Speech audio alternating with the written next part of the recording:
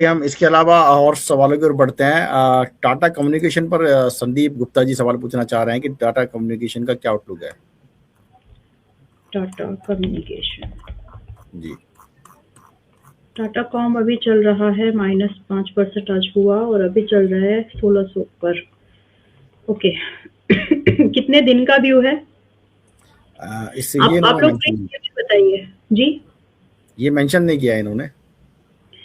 मैं रिक्वेस्ट करूंगी कि अगर आप लोग सवाल पूछ रहे हैं तो प्लीज ये भी बताइए कि आपका नजरिया क्या है, क्योंकि आपके इन्वेस्टमेंट के ऑब्जेक्टिव कितने दिन के हैं, तो उसके हिसाब से फिर वो एक व्यू रखा जा सकता है, राइट? क्योंकि जी अच्छा स्टॉक तो साल भर 2 साल में चल ही जाएगा अगर प्राइस करेक्ट भी हो गया तो, लेकिन अगर आपका नजरिया 1-2 महीने का है तो फिर वहां पर उसकी एनालिसिस उस हिसाब से होती है। वेल, जी to be specific now Tata Communications, अगर मैं देख रही हूँ तो 1600 के आसपास अभी चल रहा है। 1617 के आसपास अभी आया है। थोड़ा सा और करेक्टिव होना बाकी है। अगर आप फ्रेश बाइंग का व्यू बना रहे हैं तो रुक जाइए। वैसे आपकी बाइंग है ऑलरेडी, इजंट इट? इनकी शायद बाइंग इनकी ऑलरेडी। शायद इन्होंने बाइंग की हुई है, तभी इस पर डिस्कशन के लिए ये पूछ रहे हैं।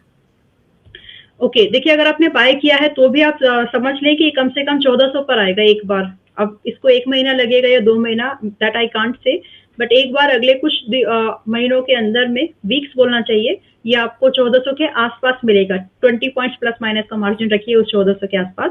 तो वहां पर जी आप जो है एक बार फ्रेश एडिशन अगर कर सकते हैं तो ठीक है। बाय नहीं किया है तो रुक जाइए, अभी मत करिए।